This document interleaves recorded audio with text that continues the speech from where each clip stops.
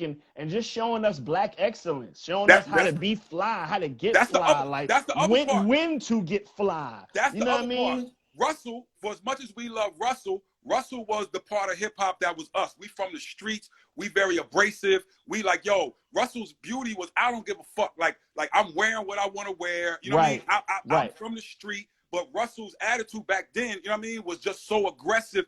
Right. Andre was the one who created Ghetto Fabulous. Yes. Created Ghetto. So that thing of, and I don't mean Ghetto Fabulous from like, let me go buy a label. He's the person who's over top of it when we go, yo, we're going to take these construction boots, these Timberlands that only people wear on a construction site and make that fashion. Make that fashion. We're going to take the oversized hoodie and make that fashion. We're going to have, you know what I mean, all of our artists in, you know, leather with no shirt on, and Mary in streetwear. Nobody would put an R&B artist in street. Like, you know, as much as that's Puffy's thing too, you got to remember Andre has to okay that. He has to be there and be like, okay, I'm with this. So he gave us Ghetto Fabulous, or how to finesse from the hood and be like, yo, I know you can only afford a white T-shirt, but let me show you how to freak this. Let me show you how to freak it.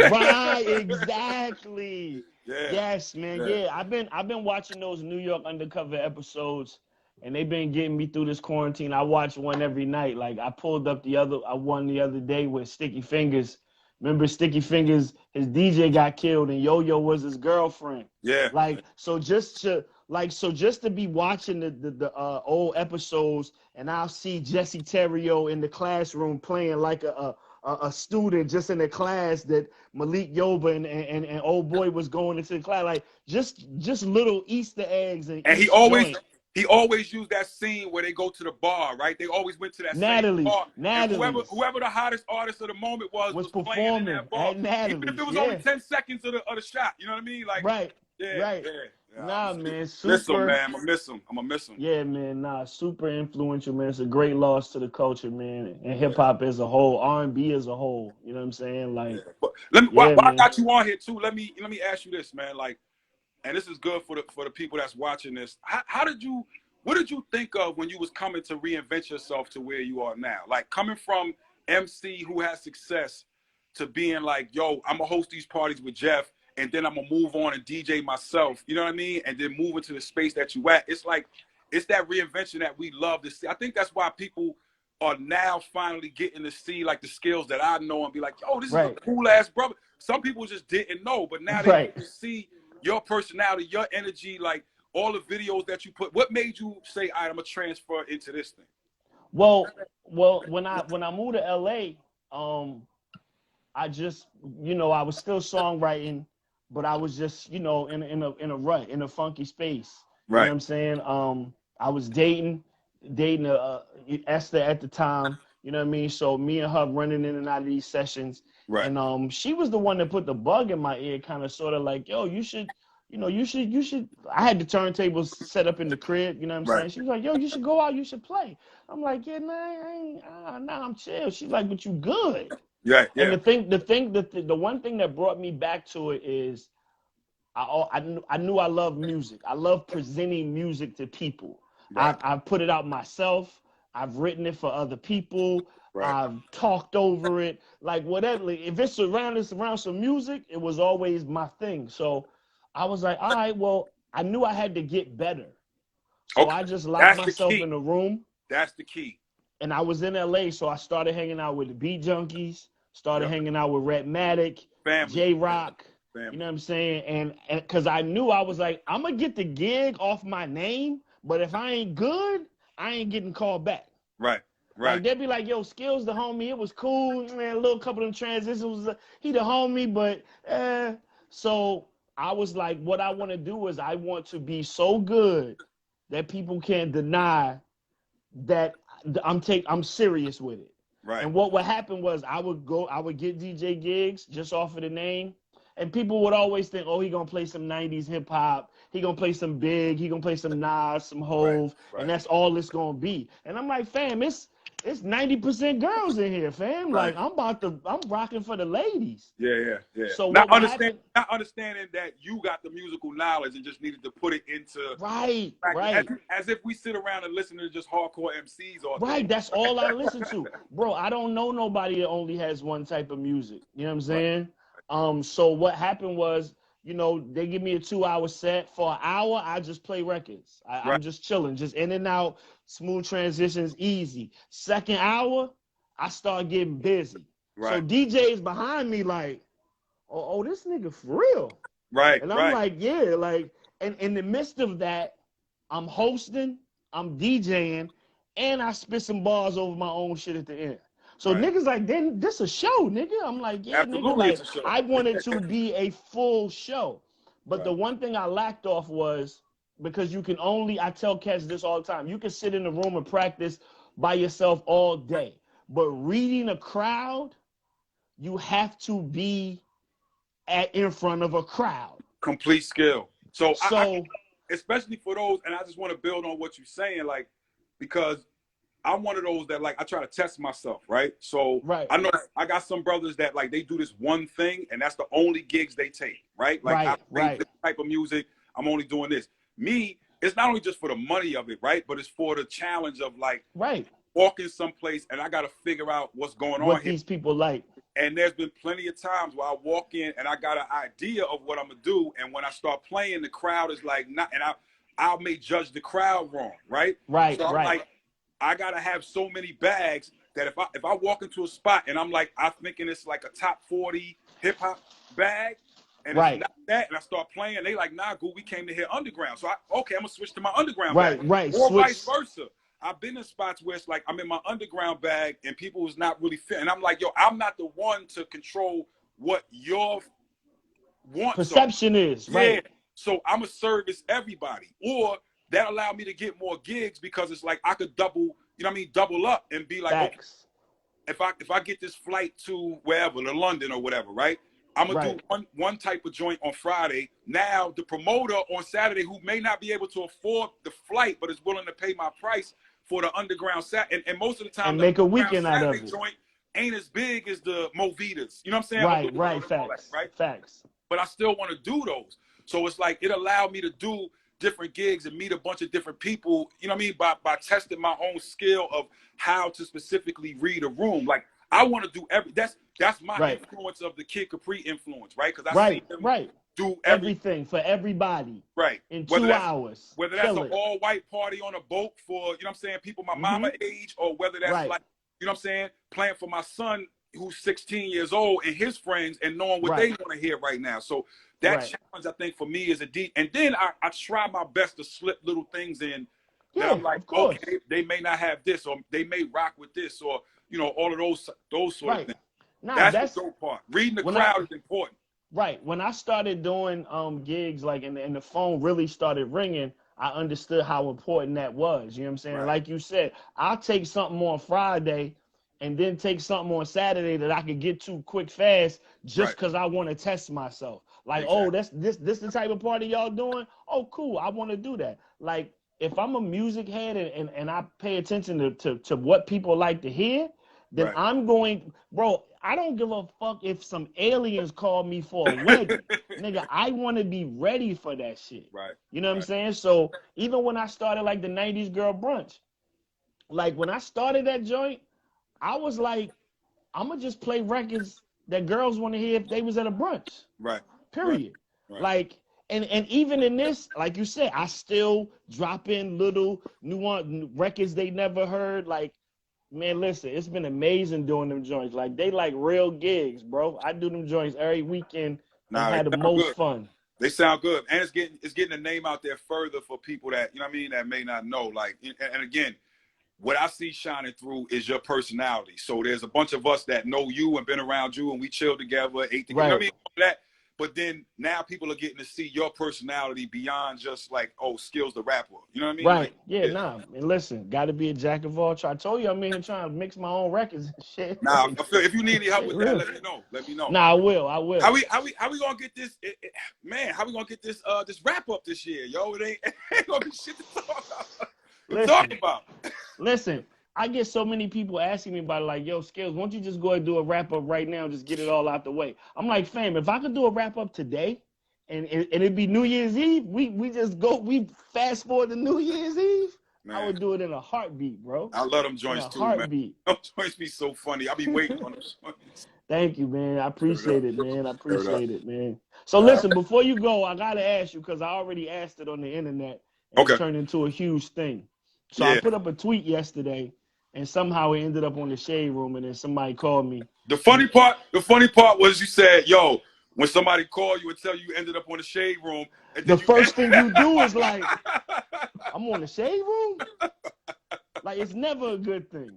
He was like, so I put this tweet up. Yeah, absolutely. I put this tweet up about B and J. And I was like, if Beyonce and Jay did a Verzuz in the same household, like against each other, and played 20 records. Like, do you know how epic it would blow the internet apart? I don't think the internet can handle it. I would blow the internet apart. Like, just to hear their banter. Like, I would love for them to be on this like split screen like us, and knowing whole sense of humor, saying something like, so who gonna play Bonnie and Clyde first? You know what I'm saying? Like, I know they would never do it. You could even restrict them to not playing the records that they on together. Because they got so many. Yeah. And even Lenny S was like, yo, they already did that. It was called On the Run. Y'all know what it is? I said, yeah, Lenny, we know the tour. Yeah, I know. I'm sure they bored just like we bored. I know. It would definitely blow the internet apart. I can't say, you know what I mean, that would ever happen. You know what I mean? Right. I'm sure the fans would love to see that, but I can't. Man, listen. Yeah, I can't even say that would ever. But it will blow the internet apart. Yo. Listen, that would be the end of Verzuz. No more after that. It ain't really nobody, and this is no disrespect. I'm just trying to think of who B could possibly go against. No one. It's just like, no one. It's tough. But the banter between a wife and a husband, and just knowing the little, you know what I mean? Yeah, just to give us an hour into that window would just be hilarious, bro.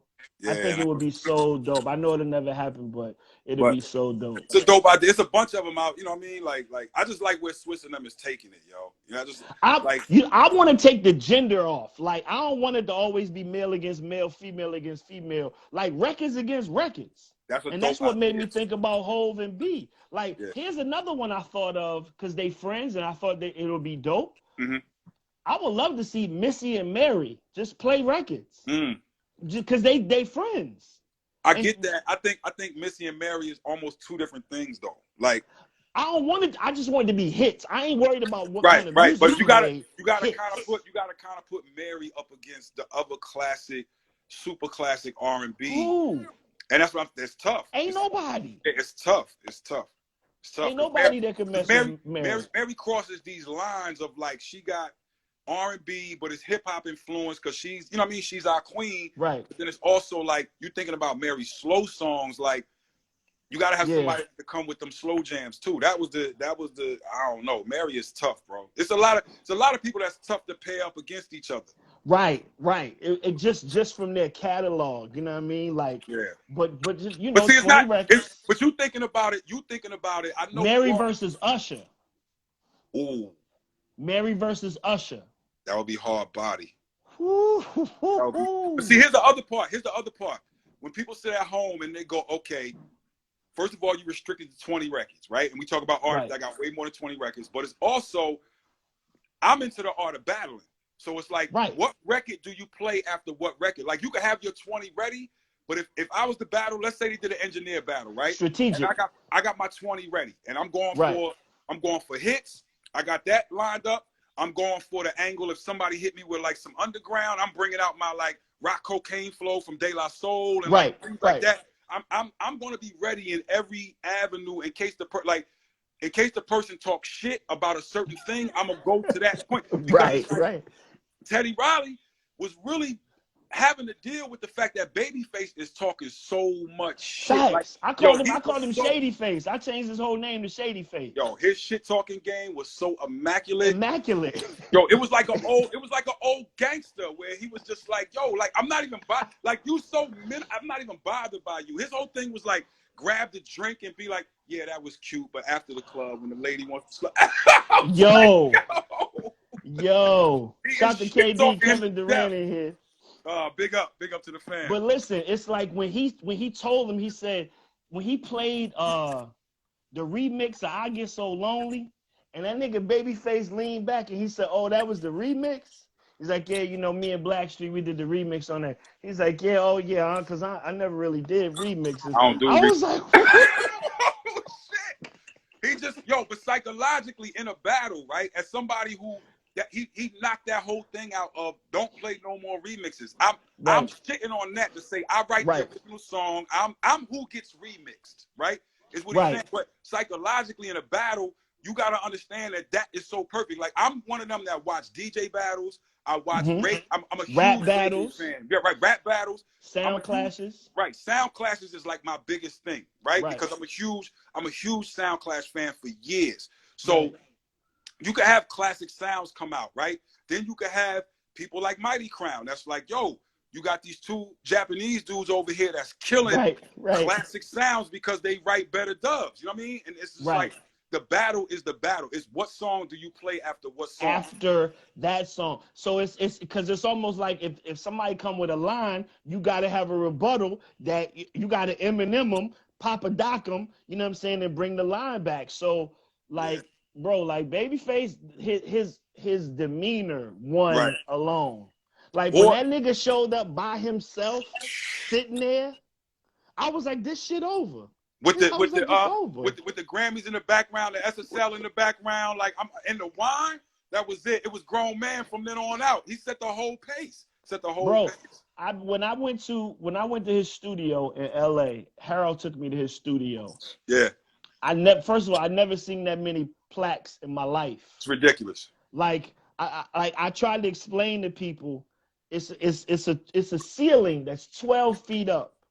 And it's a hallway. The first thing I saw was a picture of him with Michael with the Jacksons as a kid. Yeah. Like he's like 15 years old, standing next to the Jacksons in Gary, Indiana. I'm looking at this picture, and I see TLC's plaque up in the corner. Yeah. Like he got the greatest American R&B female group of all time, and they in a corner. Out of respect. Out of respect. I stopped and I looked to my right, and it was the Bodyguard soundtrack, right? That was like 46 million or something. I looked to my left, and it's like Mariah, like it's like 26 million. So I'm sitting there going, it's two records that I'm looking at, and it's over 60 million sold just on two records. Just on two records. It's still 200 records left. And let's get it straight, right? And I think this is the part I love the most, because I get to talk to the kids about this, right? When they're like, okay, well, I didn't know. They know. Sometimes people can become so iconic that you forget how much they did, right? So if you talk about my mother and my father, basically Babyface in LA ran 80s R&B, right? They ran the whole thing. But you got to go all the way back to the deal. Right? You got to go all the way back to that. Yes. And you got to understand, not only do each of these men play instruments, but they write in the songs. So as much as Babyface is writing lyrics, he also plays the instrument. As much as you look at LA now as one of the top executives, put that man on some drums. Right. Like, and he gonna rock. Yo, this is LA and Babyface. Like for real, they know how to write. Then you look at their specialty is really making divas. Their specialty is making divas. Divas. And then you get like the comparison with Jimmy Jam and Terry Lewis and what they did. You know what I mean? Like that whole thing with Janet. But LA and Babyface is over here making diva after diva after diva after diva.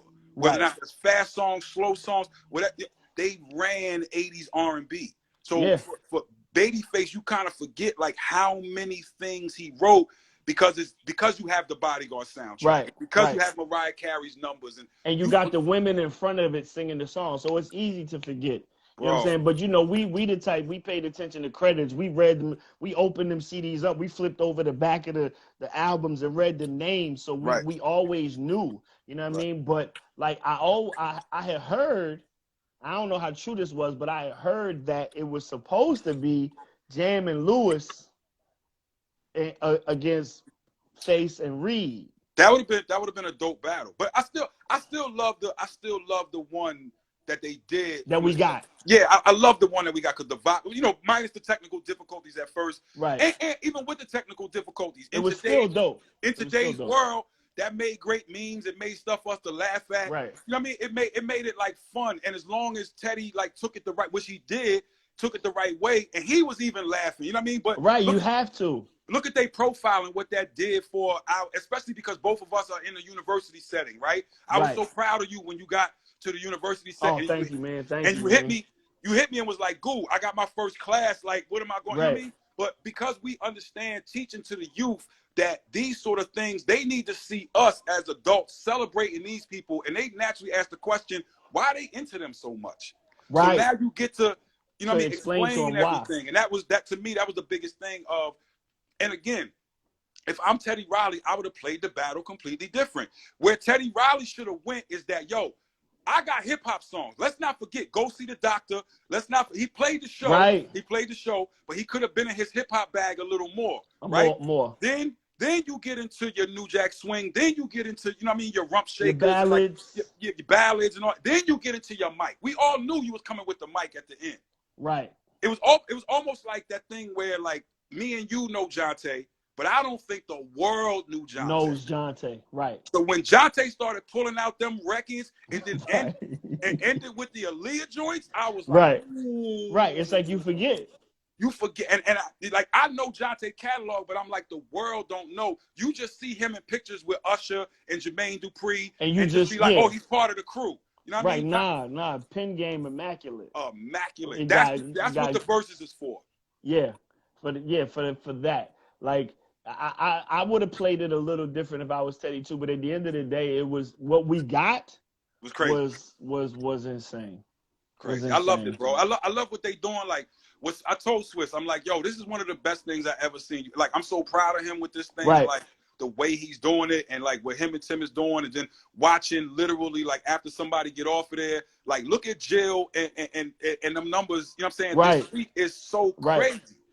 And they talking about touring, like, you know what I'm saying? Like that, it just makes sense. Like it's so do whatever they stuff. want. They could do whatever they want after this point. Right. You know what I'm saying? It makes sense, man. We all here. Yeah. We all here trying to win, man. You know what I'm saying? It's a lot of people in here, man. Myrna, I see you. Oh, what up, Myrna? Yeah, I see you, Myrna. I saw KD earlier, low key in here, little brother. Low, what up, key. Low? You know what I mean? Low been doing a good job of setting these battles up. So as soon as they announce them, he go do the playlist and all that. He does his playlist or whatever. You know he good with that. He good with that. That's we'll let you slide, Low, that you on Apple. Come over the title. We'll let you slide that you on Apple, Low. KP in here. Nah, Low my dude, man. Low my dude. Yeah, man. Like, you know, like I said, if to take the gender off of it, you know what I'm saying? I think it would make it more interesting. Like I could see Usher and Mary with 20 records. That'd be so dope. I think Swiss was just, you know, he trying to appease everybody as fast as possible. And then that was a big complaint because people was like, yo, where the ladies at? So of course he went to that. But you're right. If you was just to do it song versus song. Yeah, song versus song. Artist versus artist. Take the gender off. And I want to see a young battle too. I want to see a super young battle. Right.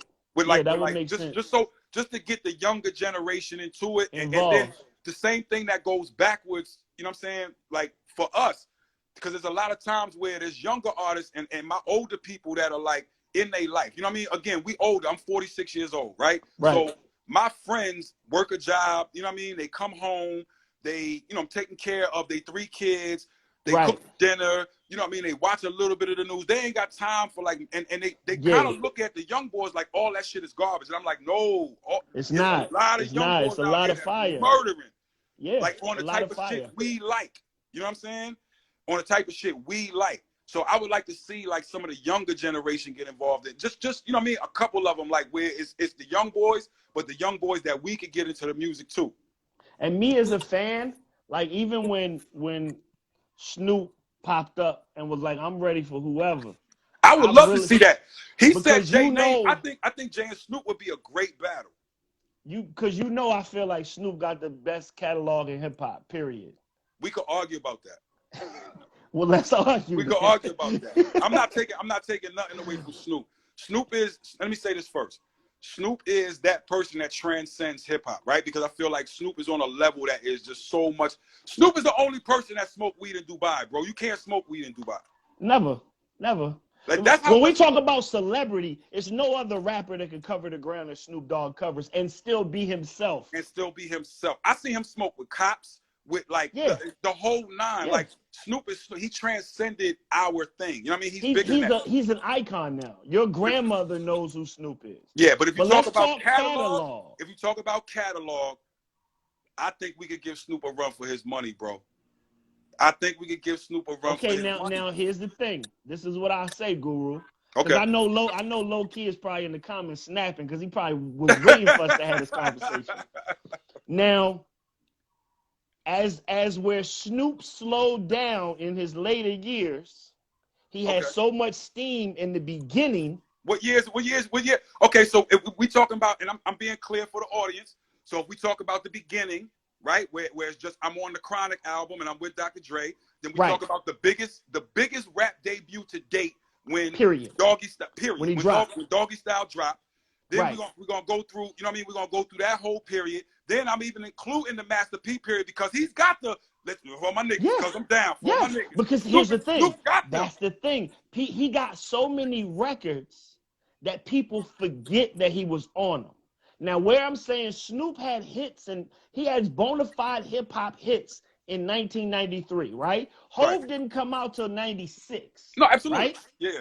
Right? But where Snoop lost steam later on in his career, Hov burning.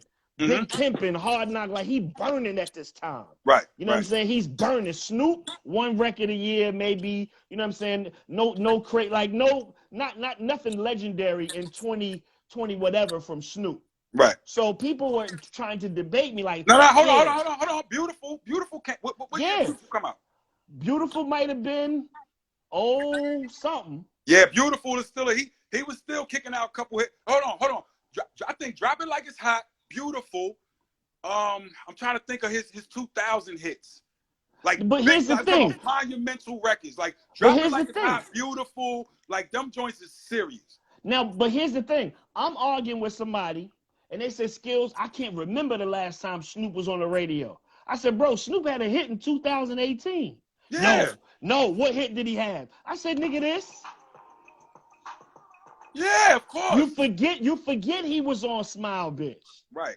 Like, the only reason I'm saying Snoop is because you got, okay, first of all, let's remember the rules here. We're reduced to 20 records. Right. You got to pick 20 out of those records. But I'm saying enough where it's like it'll be fair where this artist go against this artist and they both have enough underground, like dirty hits, like, you know, every part of the genre, you know what I'm saying? Like Snoop got them joints. It would be a great battle. It would be great, but I just feel like Snoop will get over on Jay. And I'm just always have to rep my set where I'm just like, yo, of course. Because my thing is, when I look at Snoop, I always say, fam, he's still performing songs today that are 26 years old. Of course. Like the crazy part, bro, what niggas, and when I say catalog, what niggas fail to understand is that, like, this ain't even his song. Yeah, of course. This is not his song. But he's on it. This is Dr. Dre's song. But you get to play anything you on. You get to play anything you on. Right. So my whole thing is like, bro, like his shit. That's as much a Snoop song as it is a Dr. Dre song. Right. That's like saying anybody from Wu-Tang can play something off of Into the 36 Chambers because it's they songs too. Right. You know what I'm saying? Shout out to homie Mars in here. Mars from 1500. He be on stage with Snoop playing. That's Snoop band right there. Shout out Mars from 1500. Like bro, like this is not even his song. Yeah, but it's gonna go. But when I hear him go da da da da da, it's his song. That's his song. Yeah, it's his song.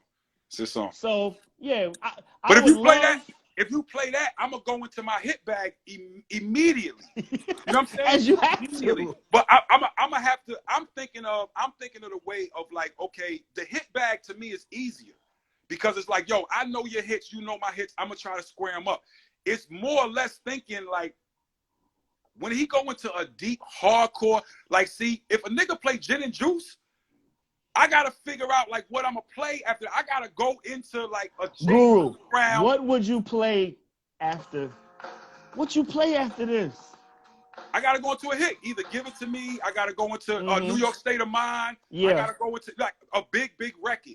Yeah. I got big records. That's why I say it's almost easier for me to play after the big records than it is when, like, and not to say Deep Cover ain't a big record. It is for us. Right. It was. I mean the charts. So if Deep Cover come on, I almost gotta go into Where I'm From or something like that to kind of counteract how hard Deep Cover. But I gotta think that way. You know what I'm saying? Like that's the battle. That's the fun of the battle. Like nigga, he can go anywhere in the world and do this song. Anywhere in the world. Like anywhere in the world. Do you realize how special it is for a song that ratchet to play out anywhere in the world? Bro. It literally says, and she even sucked my balls. Like, and it plays everywhere. And everybody knows it. Like people, like bro, like just the records, man. Like that guy, like I always say, I feel like he has the best hip hop catalog. And you gonna rep your squad, I get it. Nah, but that would be amazing. It's the fun of what we do and showing each other respect and being like, yo, like as much as you know what I'm saying, I got my shit over here. Like you gotta respect Snoop catalog and who he is as an icon. And you don't know hip hop if you not understanding, you know what I'm saying, why are we putting these two on this level? That to me, I don't know what Snoop will play after this. That's the only thing I can see where like the shit talking would be perfect. I don't know what Snoop will play after that. Yeah, that's hard. It's tough. That's a hard one. It's tough. It's so many you could pick. Yeah, it's so many you could pick. That's why I said the hits is almost easier than them sneaky ones. The quick setups. You know what I mean? Like the setups. Yeah. Cause Snoop, after you play that, Snoop gonna come with another hit that's gonna kind of make you forget. Like, you know what I mean? Like it don't matter. Yeah. Whoever play, and that's the other thing, it's battle rap. Who goes first? That's why a lot of times you got flip. You got flip. When you win the coin toss, you know what I mean? You choose to go second in battle rap. Because you want to let that other person get their thing off, and then they're going to forget that when you come with a scheme. All right, question. Because maybe you can give me an insight. And I know he wrote it. Mm-hmm. But does he ever talk about when he wrote this? Like, yeah. Like, because them niggas everybody was trying to get on that record. But he wrote it from a West Coast perspective. So like everything is, you know what I mean? Him placing himself in the position of a West Coast. So the words, everything that's going on, and that feeling of I've been here before, y'all counted me out, and I'm still doing it. So that word still, it leads towards, you know what I mean? A lot of times how I feel of like, okay, you came in and you had a hit one year and you became the guy of the year. That's great. Do it again next year. Right. And guess what? Do it again. Do it again next year. And then guess what? Now that there's 3 generations of the new it guy coming in, do it again during that time. That's what makes that record so special for me, because it's Dre saying still. You know, like I'm still doing these numbers. And don't forget I brought you Eminem and I brought you 50 Cent and he's still doing 50 a week. Like that still word is just like it's that position of people that been in it. We've been in the white hot part of the flame, right? You know what that feeling feels like when, you know what I mean? When your single is out and it's rocking, you in the white hot, like what happens when you ain't in the white hot part? Because somebody gonna always fill in that white hot part. Are you still in the yellow part of the flame is the point. You know what I just found not too long ago? I just found this. Wow. I just found out what this was. Really? Wow. The turnaround on this. Gems, man. Tim. The Cats. I ain't even gonna say nothing. I'm gonna just let it live. Now let people listen. I ain't gonna say it.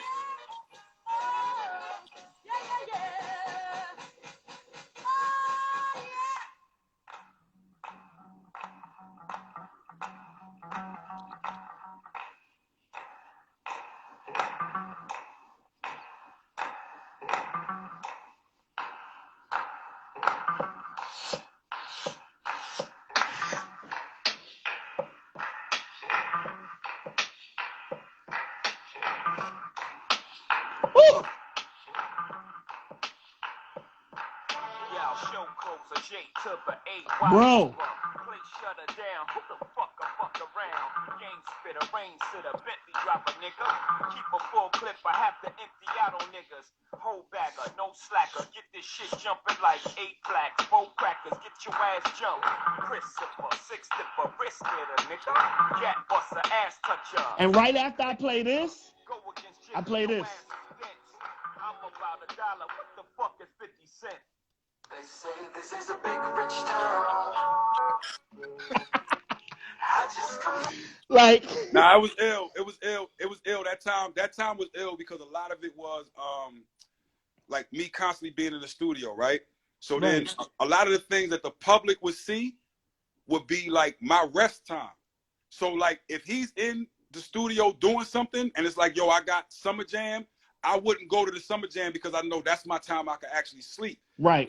So like that thing of like everything that went down at Summer Jam to where he had those verses for Mobb Deep and for Nas, but then went and spit them, you know what I'm saying, at Summer the Jam joint. And did the whole thing of you know, rest in peace to Prodigy and that whole thing of what went on. And then but then also that thing of like when 50 was first coming, Jay walked in the studio and was just like, yo, y'all got to get ready. Y'all better be in here not because this boy coming, right? Right. So then for him to see him at Summer Jam and be like, yo, like, I like that little record you put out, but I got to spank you. You know right. And you got to remember, too, the weird part is that I was working for Derek in 99, you know what I'm saying, doing the Mad Rapper stuff, and that's when Derek did How to Rob. People forget that How to Rob has the Mad Rapper. D-Dot, right. So right. we was in Jimmy Henchman's studio. Jimmy Henchman was still locked up, and Doc was renting Jimmy Henchman's studio, and we was working out of there. Crazy Cat was out of there. 50 Cent, you know what I'm saying, was a record that was on that original album. So all of that was like combined, and it was like my dude who passed away, Kamel, who used to be my assistant, that was the very first time he ever got a credit on a record. So I was just like oh wow. Yeah, I was so happy for him because that was that record is special to me, like the How to Rob, because that's his very first credit, right? Like dude from the Middle East just reads the back of a Source magazine, flies over to New York to like make his dream come true. You know what I mean? Sort of thing. So it's little parts in them records that's like all personal things to me. But just the way Jay came up and I'm about $1. What the fuck is 50 Cent? Like, cause it's like I just remember, like I remember 50 being that antagonizing nigga that he just wouldn't fucking go away. You know what I mean? And like I remember my man said, I can't remember, I think it was in a hallway or something. 50 was coming through and Hov was at the end of the hall or something. And 50 said, like, he was like, man, why don't we just get some boxing gloves? And you know you don't fuck with me. Let's just get some boxing gloves and just air this shit out. And then Jay looked at him and said, and fuck the money up? Nah, I ain't with it. Right.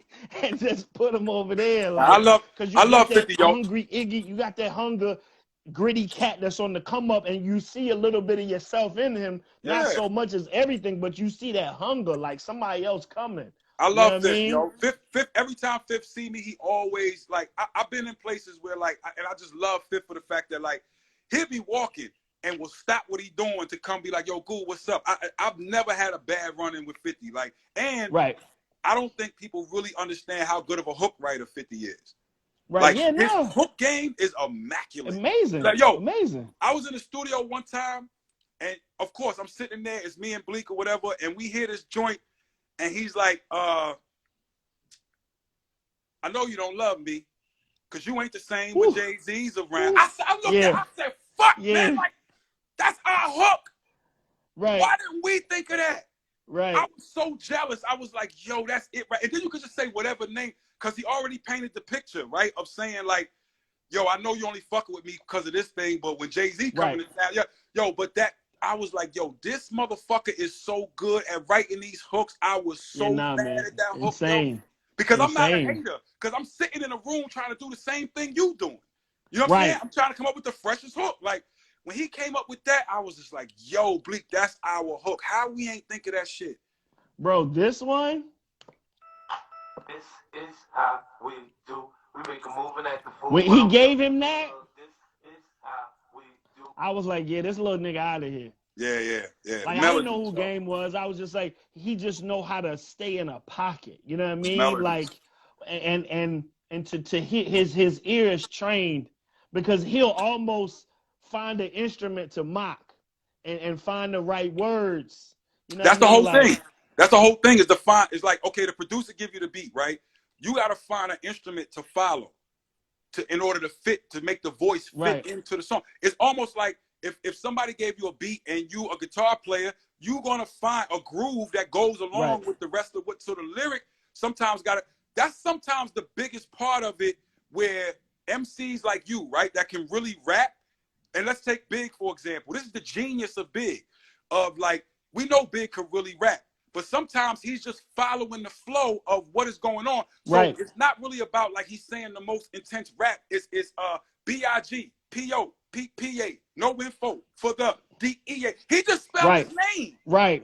He just said Big Papa, but it's the B-I-G, P-O, P-P-A. Like, it's finding different ways to get your point across, still get your ball. And this is why I've always said that Hov is the greatest at this shit. I've never seen a nigga stay in a melody, still get his bars off. Right. You know what I mean? Either we follow the melody and don't say nothing. What we saying is cool, but it ain't that hot. Right. Or we saying something hot and we ain't nowhere near the melody. Right. That nigga, his whole life, always finds how to go right down the middle. When I seen it, the first time I seen it was when he did Lobster and Shrimp. I saw it. Yeah. When he did Lobster and Shrimp, he came in the studio. Tim wasn't there. It was me and Jimmy Douglas. And the nigga just... Hold on. Not to break your story, but shout out to Jimmy Douglas. Shout out to that God. Like, Jimmy Douglas is one of those dudes that I pattern myself after. Like, you got to understand that it was not a lot of black engineers doing it at that time. You know, Doro was doing it with Clue, right? Dude my age.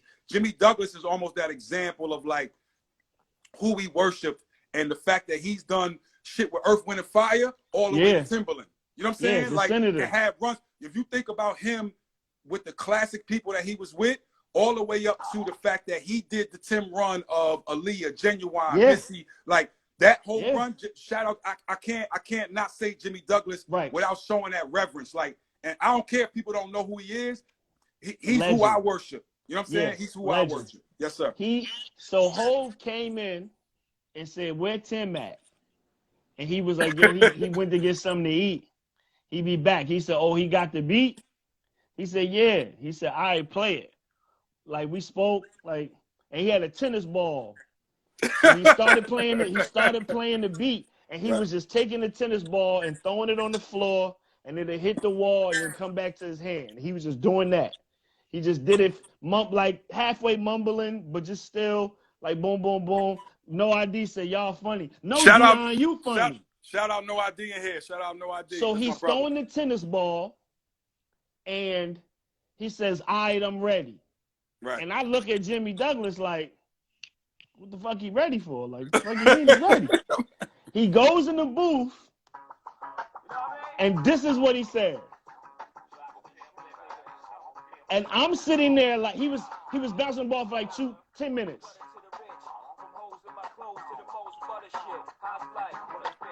Now I rock ice with a buck of it. Your wife love my shit. Know who you fucking with?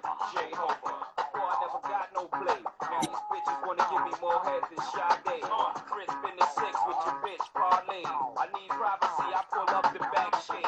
Emissions on the head. In one take. Nigga, I got issues. I hate fake bitches. You gotta wait bitches. I don't know you. I don't fuck on the first date bitches. Nigga, I lost my mind. Yo, it's crazy, son. Because you know me being a punchline MC, this and third. He got me at bitches want to give me more head than Sade. I was done. Right. I was out the game then. Right. And I'm sitting there like, yo, he really don't write his shit down. Nah. Like, but I had heard the rumors, but I saw it with my own eyes. Fact. And I was just sitting there like, yeah, nah, he's special. Nah, like he's a different kind of guy. And don't get me wrong, I knew about Jay way before that. Right. I used to go to Clark House. I used to go to Clark House and Clark Kent. I was such a battle heavy guy. I would go to Clark Kent's house and talk shit about Jay-Z. Right. And Clark would be like, Skillz, calm down. I'm like, nah, Clark, all them niggas, Sauce, any of them niggas. He like, Skillz, you good. I like you. You're dope. I'm going to help you do your demo. You don't got to come to my house trying to battle like the homies. And I'm not understanding. Because you coming off of, for the people that don't understand, you coming off of, this might have been 93. This was 93. Hold on. When I seen you at the New Music Seminar, it was you. It was fuck, who else was there? Super Nat was there. Yeah, Supernatural. It was me and Supernatural. Yeah, like it was a bunch of, and y'all coming off of that thing. Like people don't see the wars. You know what I'm saying? Like, I don't know. Is it even a YouTube or that type of shit? Like I put it up. I put our battle up on YouTube, man. Okay, versus Supernatural. Okay. All right. Because you gotta remember, like, I'm coming. It was only certain times when we would leave DC. In '93, I'm in DC, right? I'm there from '92 to '99. So it's only certain times that we would come up to New York, right? It was like, it had to be some sort of event, or it had to be something so special. So the New Music Seminar was something where it's special. Like, yo, we all in school. We try, at that time, it's like me, Tracy Lee, you know what I'm saying? One Step Beyond, like yo, all of that. No idea is stupid. What did he say? Indiana's finest. He talking about Supernatural. No, man, we got 2 minutes on this live. We'll come back in. Fuck it. People loving it. We'll come back in. But the whole thing is that I think people need to see those wars as to why you would be that cocky at that point. Right. You see what I'm saying? Like, I'm not knowing that I'm about to blow my shot. I'm at a man's house talking shit about his man. And and then one time he really got serious and he was like, Skillz, chill. You good. I think you dope, my nigga. Like, this nigga tells me this verbatim in 1993. Jay-Z is the Jesus Christ of rap, Skillz. And nothing you could ever say is going to change that. But you dope in your own right. So just chill. I'm going to pull up some beats and we going to rock. And I'm like, all right, man. Because he had let me know he wasn't going to just shit on me. Like, he like, all right, cool. So I sat back. But yeah, he's playing me songs. Like, he had a song called What's in the Name? Yeah.